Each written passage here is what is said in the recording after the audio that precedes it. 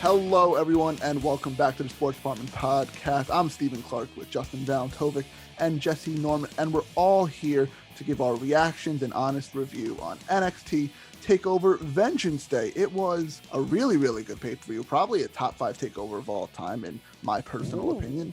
But I really, really enjoyed this show. But before we get into all that nonsense of wrestling and all that fun stuff, fellas, how you doing today? I'm good. Just had another snowstorm in New Jersey. Yeah. It wasn't actually a snowstorm. It was supposed to be freezing rain.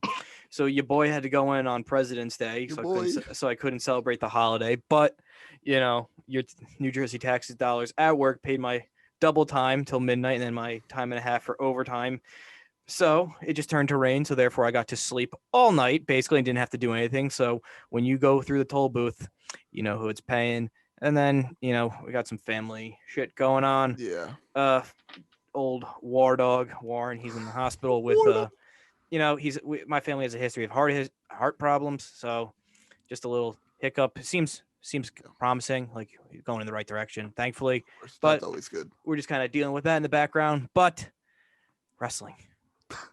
Wrestling. Back to the working overnight. Did you sleep all the way through, or did you? So basically, well, Jesse's gonna hate the government even more. So basically, oh boy, I can take my breaks whenever I want, which is 4 hours on, 4 hours off at a time. So 4 hours. Yeah, well, I was there for 36 hours straight. You slept in your car and got paid. Okay, so basically, initially when I got there, we didn't have enough pickup trucks, so I was on the clock, but on break from 6 a.m. to about 6 p.m., where I just kind of hung out in my car because, COVID in the building. So I finally got my truck, threw some salt down, drove around, patrolled the area. It rained, washed away the salt, but didn't freeze. So I worked till about midnight, and then I slept from about midnight to about 4:30, woke up, went back to the yard, dumped out all the crap, realized nothing was going on, so then I slept again till about 7. Wow. And then I worked a shift from 7 to 3. Yeah, so you worked another shift. Yeah. I just picked up garbage on the side of the road, any big parts, left the bottles and cans, but, like bags and like car parts, they got picked up. So nice. That's the life of maintenance. So nice. Jesse, you can just enjoy the New Jersey state government even more on where the tax. Yeah, I gotta schedule a meeting to talk about this. Yeah, this and now you're incriminated too. This is why the tolls went up. This is why the tolls went up. So we can pay Justin. The tolls went up because no one was driving because of COVID. It just happens that it pays my overtime also. Oh my god! It's actually funny if you go to the Turnpike website, you go where it says your tolls at work. The people doing the work, it's not even us; it's contractors. Jesus Christ. Jesse, how are you? I'm doing okay so far. Another Nets game tonight that I cannot watch because I gotta be up at 6 a.m. Oh, I listened to it in the truck. I gotta be up at 6 a.m. Yeah. Early work, bitch. I can't believe I couldn't see the Kings one. Kyrie dropped 9 threes on 11 shots. I listened to it slipping in and out of consciousness at work. Yeah. Nice. Same. Not really. I'm unemployed. But I'll be able to watch the Lakers game on Thursday though, so that's good. Looking forward to that. So Wizards still suck. That's my update in basketball. Wizards still suck. So do we, Justin. Beal is still a Wizard for the time being. Yeah, and he was pissed off at the end of the game. I saw it the other night too, because his teammates were being stupid with the basketball. But anyways, yeah, because we're awful. Yeah, you guys are awful. So are we, but it's okay. But we're not here to talk about parkways and ShopRites and basketball. We're here to talk about wrestling. So I'm very excited to talk about this pay-per-view. But before we do all that, I have to bring up our predictions first of all, and where the leaderboard. You're going to it this early? Oh, I'm gonna get it out. Just get it out of the way. Just rip the Band-Aid off. Just rip it off. I'll rip the Band-Aid off. All right. So, Jesse and I had a perfect score, 5 for 5, every single match. Right. Justin was close, very, very close. Yeah, Justin could have had perfect if he went chalk, but Justin was an idiot and tried to gain up in the fucking standings. But typical me, I go backwards. It's too early to try to gain in the standings. Yeah, you got to wait till like the last quarter of the year. Around. Let's wait till I'll be back. Like, what do you think the furthest I'll be back by? 50? Until I'm buried under the standings. Well, we're not going to judge the correct number. When am I going to be the final? When am I going to be the Pittsburgh Pirates of baseball or the 2019 Orioles, where they're like 56 games out of first place by like May? Maybe May. Maybe May for us too. But as the leaderboard stands, don't worry, we have another prediction coming up literally by Saturday, so you can try to catch back up there. You can tie me for second place if you really. I'd have to go opposites on like half the matches, which means oh god, this is. You shouldn't have lost the first one. This is a disaster. If I really wanted to, because I don't know if Justin's actually a threat, I could just copy Clark's whole way down the whole time, and literally he'd the win. whole time. All right, Clark, you have to make Jesse pick now first each time. Oh, he's still in the lead, so he does pick first each time. But I have to pick first. The score as it stands, Jesse won his second pay-per-view, so he has a score of 2. I technically won this one too, so I have a score of 1. Could be tied. We both had a perfect score, and Justin is a big fat donut right now. What pay-per-view do you think I win? Probably if like the women have another pay-per-view, Evolution 2. All right, so I'm never winning. So you're never winning. But as the total points go, maybe a Saudi Arabia show.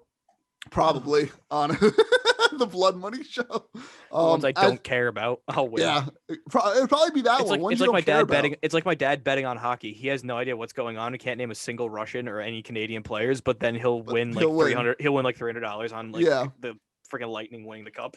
Yeah. So the score goes 2-1-0. Jesse in the lead. Total points go as including the matches won altogether. 1 point for each match. I gave Jesse and I an extra +3 for having a perfect card. Jesse has 12 points. I have 10. Justin has 5. So we're on our way. We're keeping track. I like this. It's a lot more fun. A lot more at stake this way. Doing these. I would have bailed out by now. Tried it in radio. Never made it to a second show. I have it all nice written out like that. God. So I'm trying to keep track, make it nice and neat, just in case someone has a problem and I said something wrong or something. We can always go back to the sheet and look at that. But let's get into the pay-per-view. Let's get into NXT Takeover Vengeance Day. It was a very stacked card from the beginning, but before any of the action took place on the kickoff show, we saw a familiar face. If you're a wrestling fan from any other promotions, NWA, TNA, very familiar face from there, show up on the kickoff show and cut a little bit of a promo saying he's coming into NXT. And this is Eli Drake with his new name of L.A. Knight, not L.A. Drake, as I wrote in the rundown. L.A. Knight. Weird name. Please rebrand him. Please rebrand him before he even starts. Yeah, I think they'll rebrand him pretty soon. Honestly, let's hide. That doesn't flow. Let's hide him till Mania. Like, it's great that he's here, but don't use him until after Mania. So hopefully then people forget about the name because name's bad. Name's bad. Name's bad. It's like the Viking experience or whatever. That was bad. They could have. They should have just done Eli Drake or Dick Rick was his something name, along those lines. Like L.A. Knight. Like, first off, he's not even running like a Hollywood character. Is it Knight? I think it's Knight with a K. So it's like a Knight like Oberge Knights or Prime's Catholic Paladin Knights. Look at us, both of us Knights. Or the Galloway horses. No, wrong already. What was your high school mascot? Sadly, it was the Absagami Braves. So Native American. Oh my god! It was Braves, so it was a little bit better. So just Absagami, but I still didn't like it. So just call them like the. It was a tribe name. So just call them like the football team had to change their name. Just call them like the school or something at this point.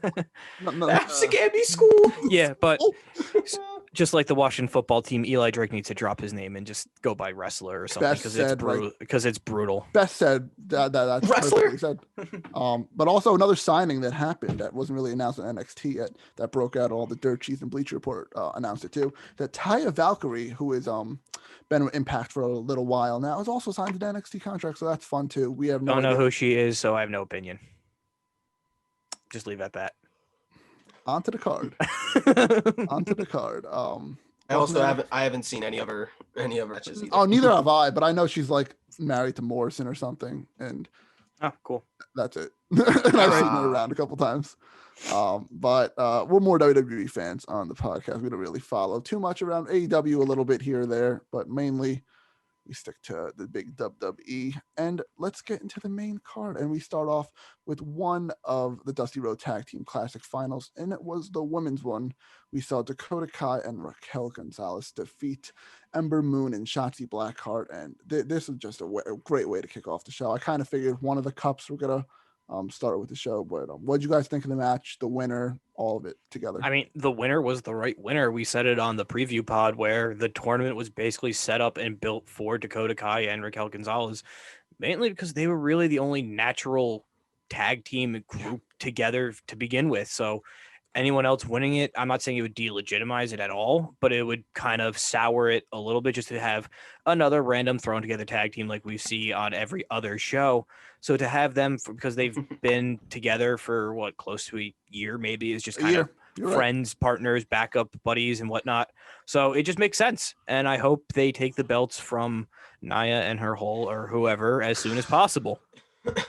Nia and her hole. Yeah, I the match was good. I liked the way they kept building, pretty good storytelling.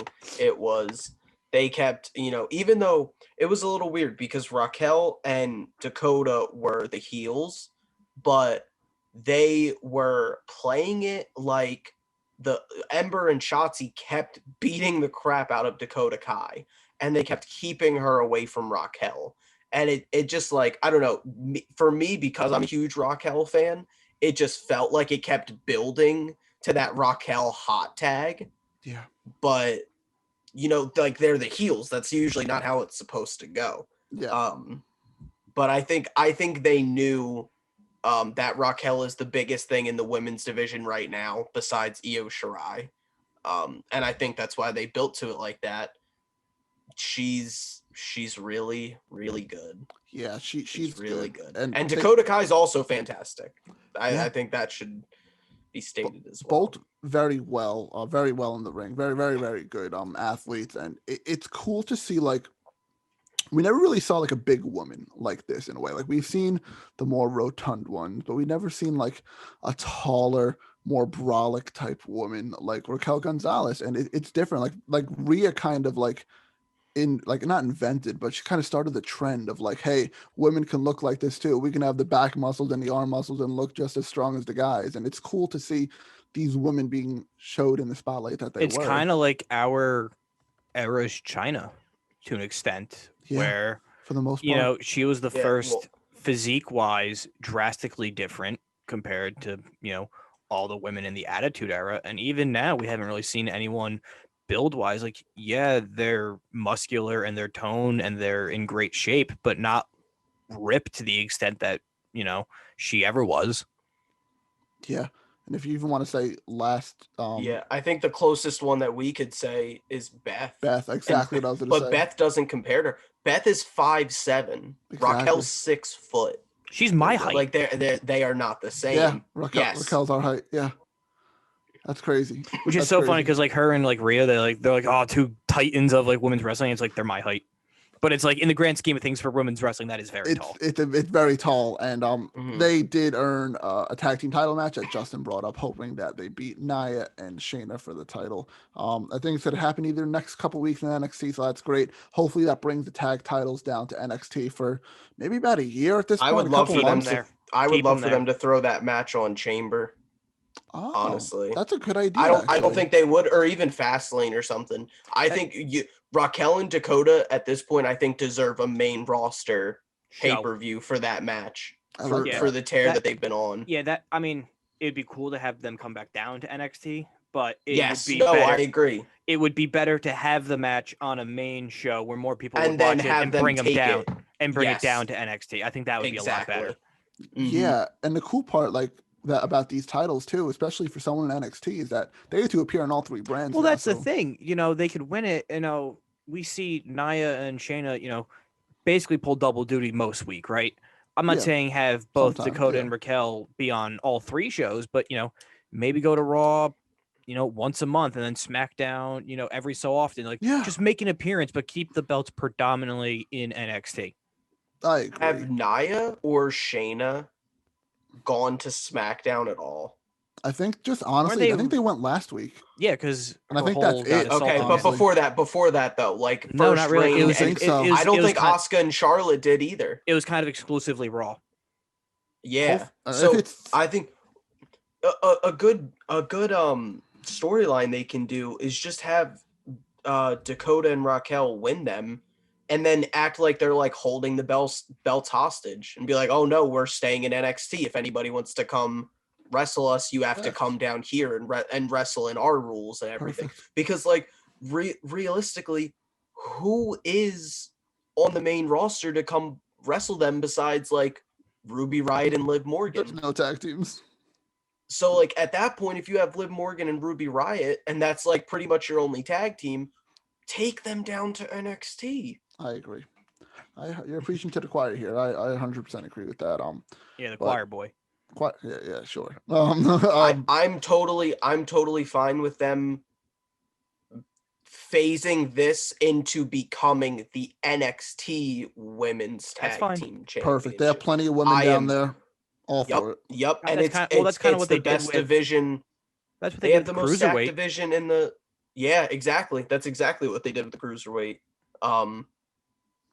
It's the most stacked division that WWE has. Period. Is the NXT Women's division, and they acknowledge it. It's stacked. They acknowledge it every week. Yeah. Whenever there's a women's match, they know how good. They know how good it is. And yeah, I 100% agree. That's why we had a Dusty Cup to begin with for the women finally this year. But at the end of the day, Raquel and Dakota hoist the Dusty Cup. Congratulations. First time they had a women's Dusty Cup, and they're the first recipients of it. So that's awesome. On to, honestly, I'm going to say it right now, my match of the night. It was a tie between this one and the main event, but I have to give this one North American Championship match. Johnny Gargano and Kushida. Before Gargano came to the ring, you saw him and his way buddies backstage on their way to the ring, and looks like Austin Theory got like chloroformed by Dexter Lumis in a way and got kidnapped. Like, yeah. Lumis is just going after another group again. And I think this eventually probably leads to Lumis getting the title, which would be cool. I'd like it, maybe, I would say Mania. I don't want to say, because I was going to say maybe he slowly picks off the rest of like the Gargano way, but then it's like that could get a little dicey with two other women. So yeah, maybe that's they won't not do that. Good. Maybe he'll get like a little acquaintance or something that can do the dirty work for him. Like maybe like Shotzi, him and Shotzi. She's kind of weird too. So like have like the two like quote unquote weirdos. Nothing wrong with them, but like the oddballs. The oddballs. There you go. That's the better word. But anyway, that happened before the match. So then Gargano sent back Candice and Indy backstage to find Theory. So he was alone. He was by himself. And Johnny and Kushida one-on-one, two great talents. Worlds colliding in a way, because we know Kushida, his time in Japan, and kind of dealt with injuries when he came to America and didn't really have a chance to be showcased in NXT until now. And then we finally see him against one of the best homegrown talents in NXT, which is Johnny Gargano. And this was just a phenomenal match. Back and forth, great maneuvers, hard hitting. Great clash of styles, because they were both very similar styles, but also very different in a way. Like they're both very technical, but also they do like a lot of like flippy dippy moves too. So I just thought it was perfect. A lot of near falls. Gargano got the clean win. That's the most important thing to me out of this whole match. Gargano got the clean win without any help, and I just really enjoyed it. It's almost like Gargano won from behind, considering he had the distraction with Lumis. So it's almost like he was having an uphill battle, and that's where you kind of thought, okay, Kushida might win. And at that point, I was like, oh, Kushida might win. I can gain a freaking point. But no. I literally, as soon as Theory got picked off, I literally texted in our group chat. I was like, there we go. Justin's winning. Yeah. Justin's winning because Lumis is going to get involved in the match. Yeah, that didn't happen, sadly. No, but we kind of expected this is what the match was going to be. And I hope we kind of see this for a little bit more, because they could have some great matches. So give me one more at least. I would love a Lumis. I like a Lumis honestly, and Kushida tag match. I would love a Lumis and Gargano. Oh, I like that too. I was gonna say Lumis, Kushida, and Gargano in a triple threat. And then at that point, if they didn't call up Damian Priest, but they did obviously, but throw him in there and do a fatal 4-way. I feel like the North American titles always. I feel like the North American title is always in like a multi-man match, at least once, at least every every other takeover. That's also because they have such a stacked Mid-card. mid-card. Because like the top card usually is only singles matches. So that's reserved for two guys, and one of them is constantly always the champion. So you're like cycling through guys here and there, but you have these top flight talents that aren't really doing anything, like Johnny Gargano, Tommaso Ciampa. I would be surprised if Karrion Kross gets a North American thing at some point if they don't do the Finn Balor thing next. They have a lot of guys. Even before he moved up, Keith Lee, before he was put into the NXT championship, he hovered around the North American. Yeah, no, you're 100% right. Their mid card is stacked, but that's the thing with NXT too. They brought a lot of their main card guys into the mid card too, just to fill up that mid card void. Like Gargano was NXT champion. Granted, it was only a month, but he was top of the card. He was in several title matches, main title matches. Ciampa, who had the long reign and the championship reign and the whole thing with him. He's in a tag team with Thatcher now, and I feel like they like. And then even like they brought up Kyle O'Reilly to main card status too. Like they're like switching them back and forth, which is cool. I'm with all that too. Like switching it up is fantastic. And there's a big switch up with Kyle O'Reilly. We're going to be talking about the last thing of this show. Oof. But great match. Wrap that one up. And now let's get into the last Dusty Cup, the second Dusty Cup final, where MSK defeated the Grizzled Young Veterans, and this was just a breakout moment for MSK. This match, it was. We kind of predicted this exactly. Yeah, once they were put in the tournament, you kind of figured they were going to win it, or at least have a great showing in it. Yeah, and that's exactly what happened. And the Grizzled Young Veterans, the Grizzled Young runners up again. So nice. Maybe they'll go for next year, but. MSK, this is a great way to start off in NXT, and they're going to have a tag title match soon. I'd assume probably the next takeover. Yeah, so soon. That would be a great launching pad for them, because you have to assume I'd strap probably the belts on them. That's what I'm saying. They're probably going to win it right then and there, so they're getting the rocket strapped to their asses as well. Yeah, because Birch and Lorcan haven't really done anything with the titles. No, and they haven't done anything in general. That was all for War Games. Yeah. That was all for the Pat McAfee storyline. Well, that's the thing. They haven't done anything since then anyway. And even then beforehand, they were just kind of there. Yeah, they were always just like hanging around. It's amazing how that group I think that's also kind of why they gave them the belts, is because they had been around for legitimize so them long. a little bit too, to make it like big fight feel for War Games. They were constantly in the title picture or always having good matches, but they never really had the belt. Yeah, but no, this match was really good. Watching Carter Nash is like watching a young Jeff Hardy. Like he's fantastic. I think the similarities there are insane. I really like both of them. They're both very talented. I agree. I think Grizzled Young Vets had a great showing. Again, no surprise there. They're a really good tag team. And MSK, the match overall just great. It was phenomenal. Yeah, and none of these matches were bad. Like I don't think there was never there's going to be a bad not a obviously there's going to be the one worst match of the night, but no, I think all of these matches they delivered were great. Like none of them were even just good. Like they lived up to the hype, and the matchups delivered. The one I think that you can criticize the most is the women's match, and that's just because it went the shortest. This takeover would have been awesome with like a full arena. The especially ending. With the end. But Jesse just brought up the women's match. Let's just get into that really, really quickly, because there's not much to talk about here, because it kind of got cut short, I feel like, because all the other matches were pretty long, very long. 5 matches. The takeover itself almost pushed 3 hours, which usually for 5 matches. Which they've been hovering around 2.5 for a while. Yeah, and they seem to really like hovering at 2.5. Yeah, it was very long. It's like here are the times of the matches leading up to the women's championship match. The Dusty Cup women's was 17 minutes and 41 seconds. That's long. For a women's tag for any match, that's long. Gargano Kushida, 24 minutes and 49 seconds. insane. Then the men's Dusty Cup was a little bit more than the women's, but not by much. 18 minutes and 26 seconds. Then we get to this one, which is only 12 minutes and 13 seconds. It was good for what it was. Yeah. I just thought they could have did a little bit more with this match. I know there was the table malfunction that Tony basically wiped the stuff off the table and just collapsed right in front of her, which kind of probably ruined a bigger spot, which would have made this match a little bit more interesting. But it was, I feel like they were good challengers. Don't get me wrong. Io and Mercedes are great talent, but I feel like it was just too predictable, this one. They're not that they're bad challengers. It's that Io is such a dominant champion that you knew they weren't going to beat her for the championship. No. They're doing the whole Io is the best women's wrestler in the world, which, again, I'll state again, I think is true. She's fantastic. Yeah. But no, this match went a little short. I think, again, like we said, all those other matches went pretty long. Gargano Kushida was long. It was good.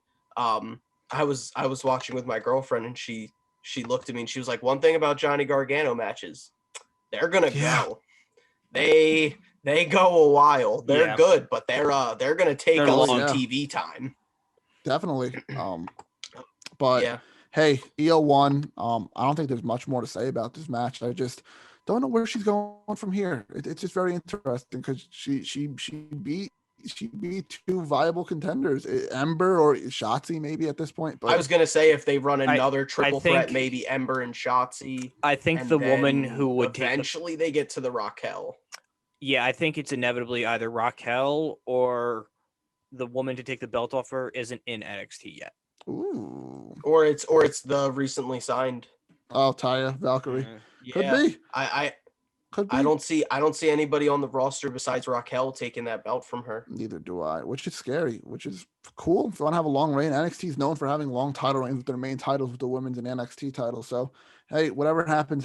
I'm sure it'll be great, whatever it is. But let's get into the main event. We have Finn Balor defending and successfully retained his championship against Pete Dunne. And this match started off very, very slow. Very, very technical from the beginning. It was it was turning me off a little bit at first. It was almost like greatest match ever light. It was kind of, very, very slow, very technical. I was like, God, this is what this match is going to be like. Come on. But yeah, it's like, let's move it. It's like, can we not go full British wrestling, please? Yeah. But they had this match, 25-minute match. This was right here.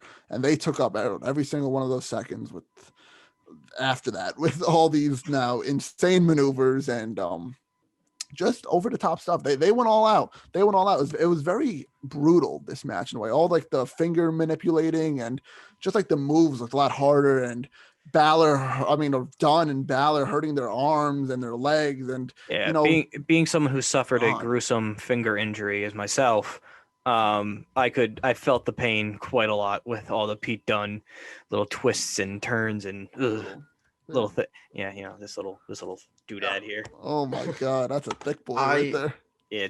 I'm a huge Pete Dunne fan. Or I'm just fat. Pete Dunne is one of my like favorite wrestlers in WWE. Like, you even got his hairstyle for a while.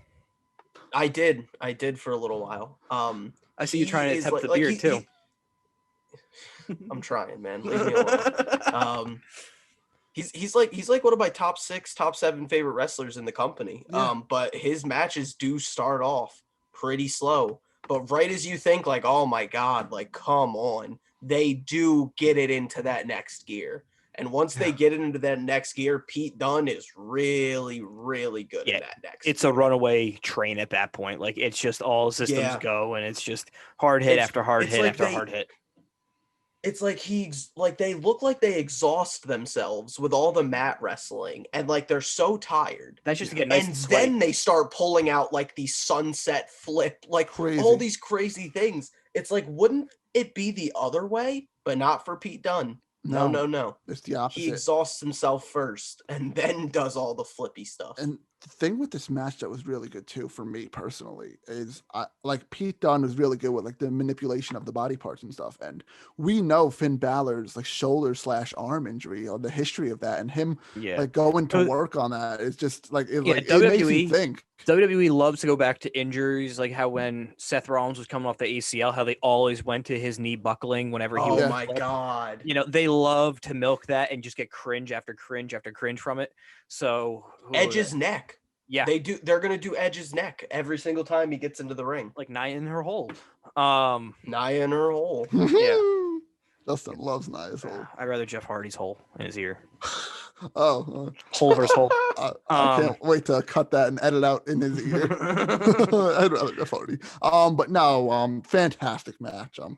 I don't know what Meltzer's star ratings are on these matches, nor do I really care. I was about to say that, nor do I really care, but he had to give at least one of these matches a 5-star. The match of itself isn't even the highlight. Like, isn't even the most significant moment. And that's the craziest part, because, all right, we're getting to that right now.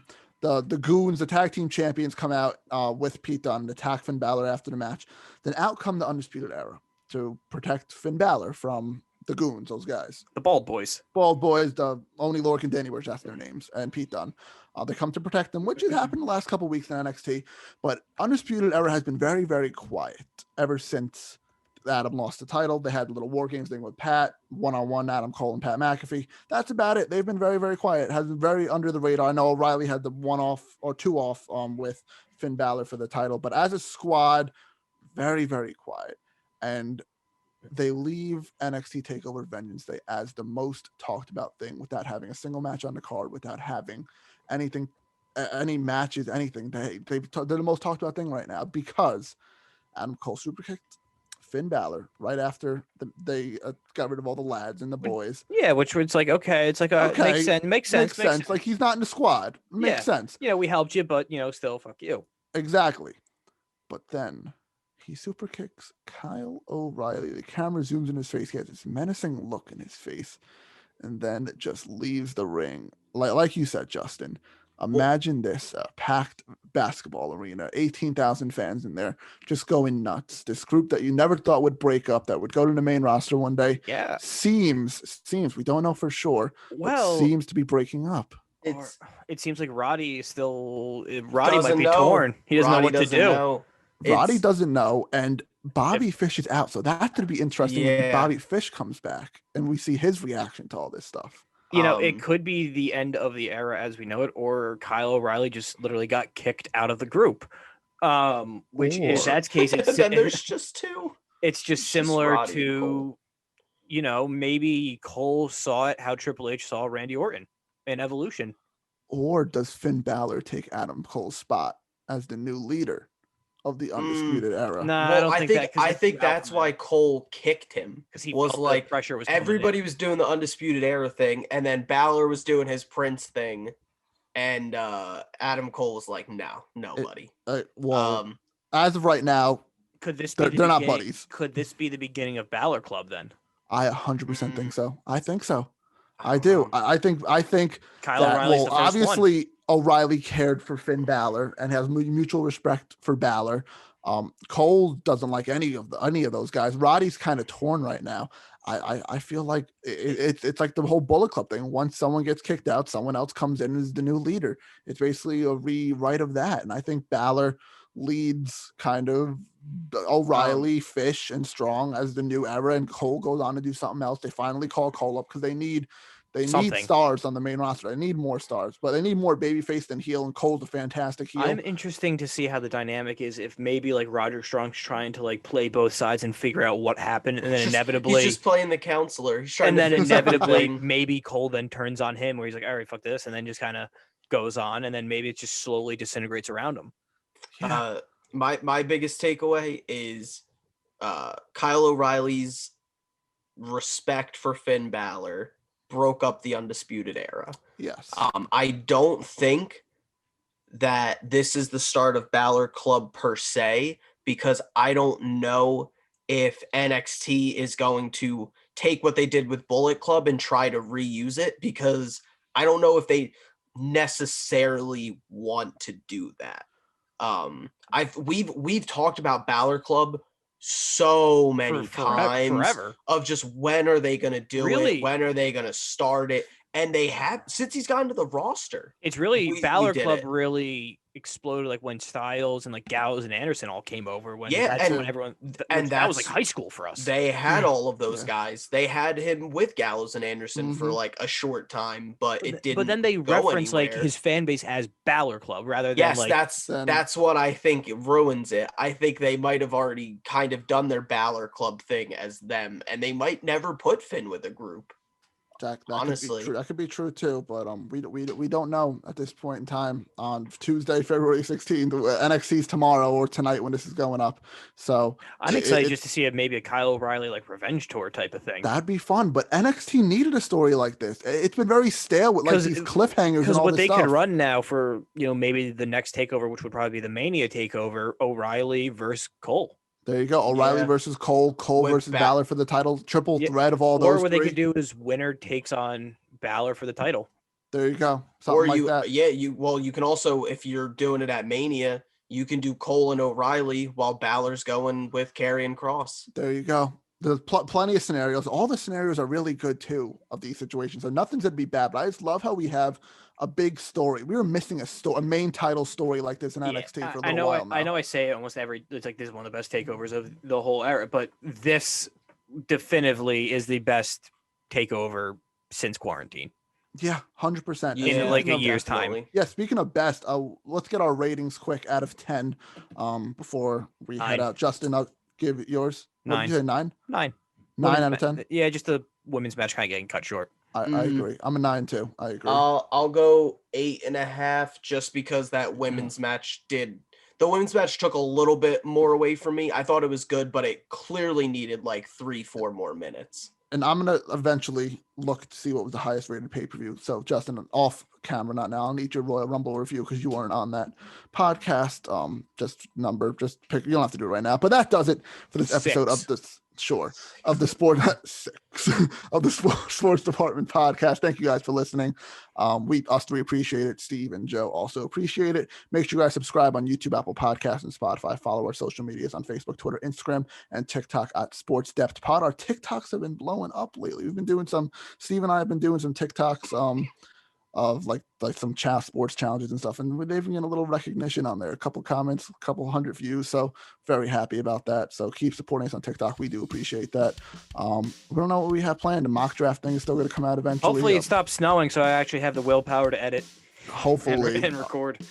That's coming. Hockey, basketball, baseball, it's all baseball starting. Very fun time. So a lot of fun stuff's coming up. Nothing planned in the moment, but Elimination Chamber this weekend, so that's actually planned, but nothing else in the books right now. But all that fun stuff is coming, so we'll see you in the next episode.